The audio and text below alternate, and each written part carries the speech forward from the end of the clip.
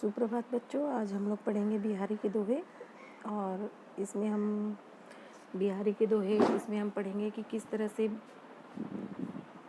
इनका जन्म हुआ, कहाँ इनका जन्म हुआ और कब, और किस तरह छोटी सी बातों में इन्होंने बहुत गहरी बात कह डाली है। इसके विषय में हम पढ़ेंगे।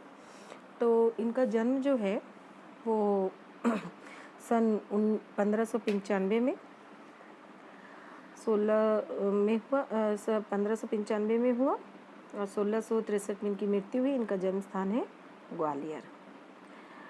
बिहारी रीतिकाल के कवियों में अपना विशेष स्थान रखते हैं। वे मुख्य रूप से श्रृंगारी कवि हैं। उनका जन्म ग्वालियर के वसुआ गोविंदपुर में सन 1595 में हुआ था और वे राजा जयसिंह के दरबारी कवि थे। इन्होंने सतसई की रचना की थी। सतसई का अर्थ होता है 700 दोहों का समूह। बिहारी राज्याश्रित थे, माने एक राजा के अंडर में थे, लेकिन फिर भी उन्होंने कभी उनके प्रशंसा में कोई काव्य नहीं लिखा। और 1663 में इनकी मृत्यु हो गई। प्रत्येक दोहे में, बिहारी के प्रत्येक दोहे में अपना एक गांधीर्य देखने के लिए मिलता है, अपना एक इसीलिए कहा जाता है कि बिहारी जो है वो गागर में सागर भरने की क्षमता रखते हैं। लोक ज्ञान और शास्त्र ज्ञान के साथ बिहारी का काव्य ज्ञान भी बहुत अच्छा था। इनमें रीति का उन्हें भरपूर ज्ञान था। तो उन्होंने वर्ण सामग्री जो है वो श्रृंगार की ली थी। यहाँ पर पाठ में प्रवेश करने से पहले हम जानेंगे उनके बारे में। उन्होंने उनके बारे में कहा है, मांझी पहुँची चमकाई युक्त प्रतिभा जतन अनेक दीर्घ जीवन विविध सुख रची सत्सई। अर्थात केवल एक सत्सई की रचना में उन्होंने पूरा जीवन लगा दिया, पूरा अपने आप को, पूरे जीवन को उन्होंने मांझा। जैसे हम एक बर्तन को मांझते हैं, पोंछते हैं तो उसमें एक चमक आ जाती है, उसी तरह इन्होंने भी अपनी प्रतिभा को अच्छी तरह मांझा, धोआ। फिर जैसे उनकी प्रतिभा खुद ब खुद माने चमक गई और उन्होंने एक सत्सई की रचना की, जिसमें 700 दोहों का संग्रह देखने के लिए मिलता है। और एक छोटे से छंद में, दोहे जैसे एक छोटे से छंद में बहुत गहरी अर्थ व्यंजना उन्होंने की है। इसलिए कहा गया है कि बिहारी जो है वो गागर में सागर भरने की क्षमता रखते थे। तो इसलिए कहा गया है, सतसैया के दोहरे जो नावक के तीर देखन में छोटे लगे घाव करे गंभीर। अर्थात सतसैया का जो दोहा है वो नाविक के तीर की तरह है। मतलब जो नाव का जो होता है ना, लकड़ी का छोटा सा फांस, वो देखने में छोटा लगता है, लेकिन जब अगर वो लग जाता है तो घाव बहुत गंभीर दे जाता है वो हमें। बिहारी की मानक भाषा जो है वो ब्रज भाषा थी। बिहारी मुख्य रूप से श्रृंगारपरक दोहों के लिए जाने जाते थे और संकलित दोहों में हर प्रकार की छटाएं हमको देखने के लिए मिलेंगी। पहला दोहा, सोवत ओढ़े पिटुपतु श्याम सलोने गात मानो नीलमणि सैल पर आतप पर्यो प्रभात। अर्थात यहाँ पर वो श्याम श्री कृष्ण की सौंदर्य की वर्णना कर रहे हैं कि जब श्री कृष्ण के श्याम वर्ण में, सांवले रूप में, सांवले शरीर में पीला वस्त्र धारण करते थे तो वो नीलमणि पर्वत के समान लगता था। जब नीलमणि पर्वत पर सूर्य की रोशनी पड़ती है तो वो जैसे सुंदर दिखता है, उसी तरह से इनका शरीर भी सलोना और सुंदर दिखता था। उन्होंने यहाँ पर श्याम के शरीर को नीलमणि पर्वत और पीले वस्त्र को सूरज की किरणों के साथ तुलना की है। ठीक है, उनके श्री कृष्ण के रूप सौंदर्य का उन्होंने वर्णन किया है और यही कहा है कि जब श्री कृष्ण के सांवले शरीर में पीले वस्त्र जो है बहुत सुंदर लगते हैं और उन्हें देखकर लगता है जैसे किसी नीलमणि पर्वत पर सुबह की धूप पड़ रही है।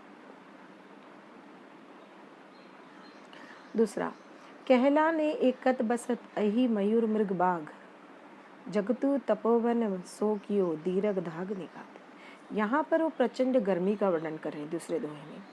हमें पता है कि सांप, मोर, मृग, बाघ सब एक दूसरे के दुश्मन हैं, लेकिन जंगल में प्रचंड गर्मी के कारण ये एक जगह इकट्ठे कवि को देखने के लिए मिलते हैं। तो अपने आप से प्रश्न करते हैं कि एक साथ ये लोग क्यों हैं? ये तो एक दूसरे के दुश्मन हैं और इनको एक साथ देखकर ये अपने बैर भाव को भूलकर जब एक जगह पर हैं, एक साथ हैं, तो वो तपोवन की तरह लग रहा है। जैसे तपस्वी ऋषि मुनि लोग अपने सारे बैर भाव भूलकर एक जगह रहते हैं, तो वो तपोवन की तरह प्रतीत हो रहा है। तो ये प्रश्न करते हैं, उसका उत्तर भी खुद ही देते हैं कि मतलब शायद भयंकर गर्मी के कारण ये लोग एक साथ हैं। तो जब ये पशु पक्षी अपने बैर भाव भूलकर एक साथ मिलजुल कर रहते हैं और उस घने जंगल को तपोवन स्वरूप बना देते हैं, तो हम इंसान भी अपने वैर भाव भूलकर संसार को तपोवन बना सकते हैं।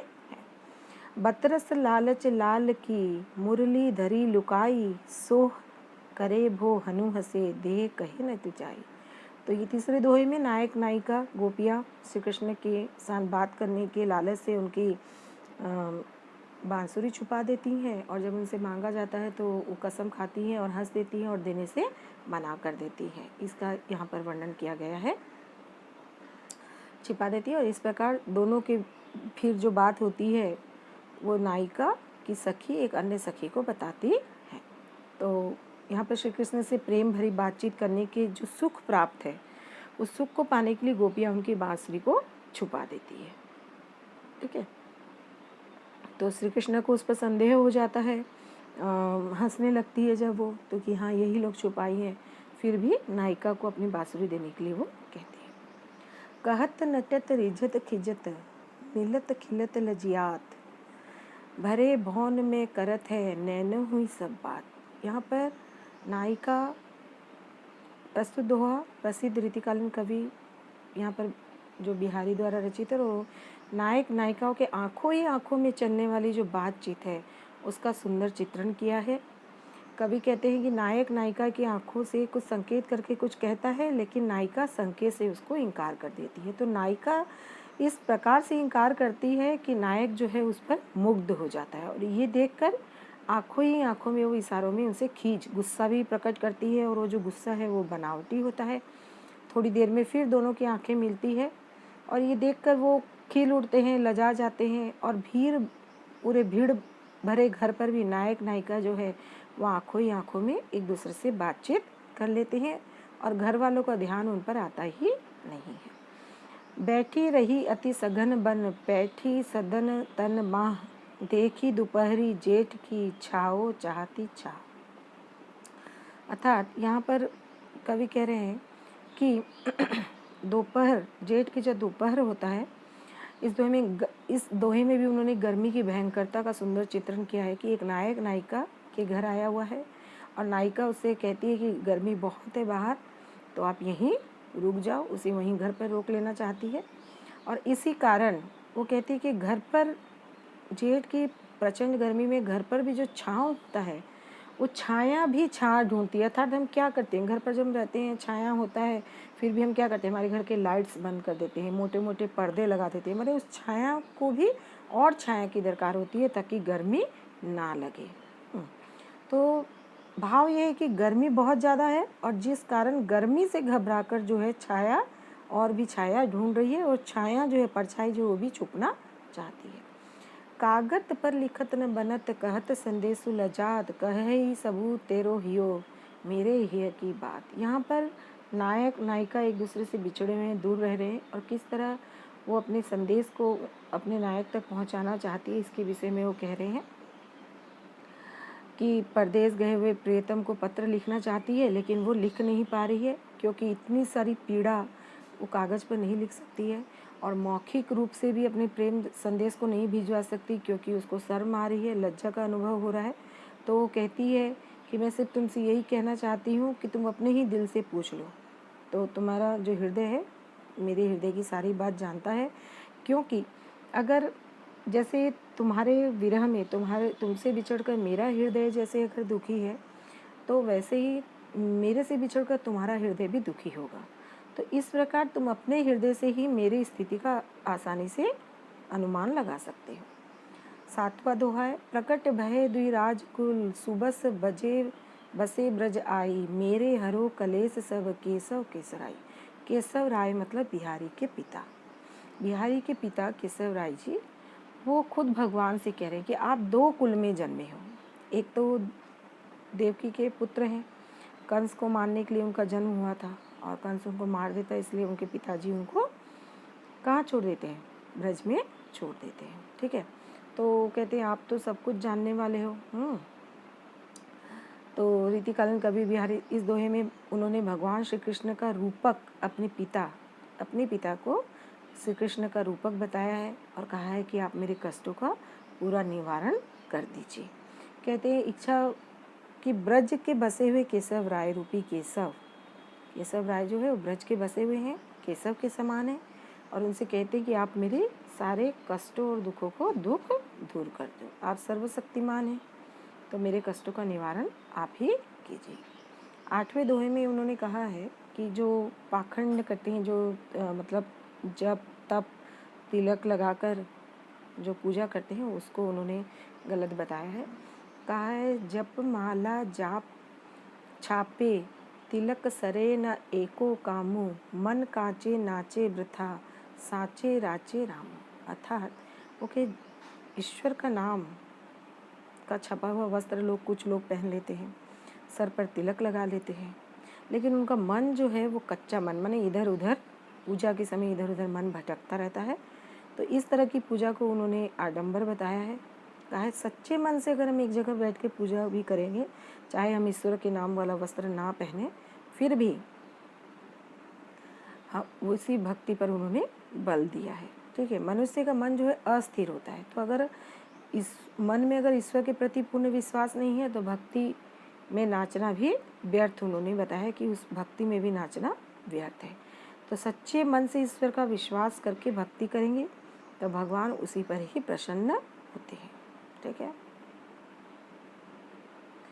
तो हमने जाना कि दोहों में उन्होंने भक्ति नीति श्रृंगारिक भाव का सुंदर अभिव्यक्ति की है। बिहारी कहते हैं कि श्री कृष्ण के सांवले शरीर पर पीताम्बर इस प्रकार सुशोभित है कि मानो नीलमणि का पर्वत पर प्रातःकाल का धूप पड़ रहा हो।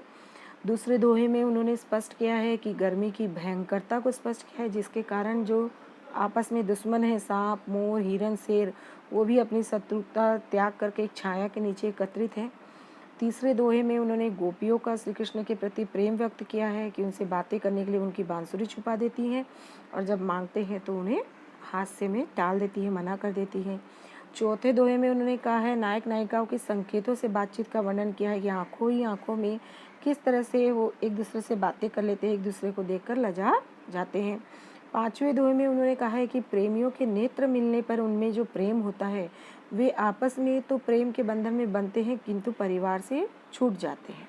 तो छठे दोहे में उन्होंने एक सखी द्वारा राधा को समझाने का वर्णन किया है कि राधा श्री कृष्ण से रूठी हुई है, तो सखी उसकी समझाती है कि उसके सौंदर्य पर उर्वशी नाम की अप्सरा को भी निछावर किया जा सकता है। सातवें दोहे में कवि ने कहा है गर्मी की भयंकरता का फिर से उन्होंने वर्णन किया है कि जेठ मास की गर्मी इतनी ज़्यादा है कि छाया जो है वो भी छाया तलाश रही है, माने घने जंगल में भी घरों में जाकर छिप जाने को मन करता है। आठवें दोहे में एक विरहिणी नायिका है जो अपनी विरह गाथा के माध्यम से व्यक्त करती है परदेश गए हुए प्रीतम को पत्र लिखने में असमर्थ है, संदेश मौखिक रूप से भिजवाने में उसे लज्जा आती है, तो प्रीतम से कहती है कि तुम अपने हृदय से ही पूछ लो क्योंकि वो मेरे दिल की बात तुम्हें अच्छे से बता देगा। 9वें दोहे में कह रहे हैं कि अपने संकट को दूर करने की उन्होंने प्रार्थना की है। और 10वें दोहे में कहते हैं कि बड़े लोगों के कार्यों की पूर्ति छोटे लोगों से नहीं हो सकती, विशाल नगाड़ों का निर्माण कभी भी कोई चूहा जैसा छोटा जीव की खाल नहीं कर सकता। और अंतिम दोहे में उन्होंने स्पष्ट किया है कि ईश्वर की भक्ति के लिए बाह्य आडंबर की आवश्यकता नहीं है। एक व्यक्ति का सरल हृदय से अगर ईश्वर का नाम लिया जाए, याद किया जाए, तो उसे सहज रूप से ईश्वर की प्राप्ति हो जाएगी। ठीक है, तो ये है आपका बिहारी का दोहा, आप इसे अच्छे से पढ़िए। धन्यवाद।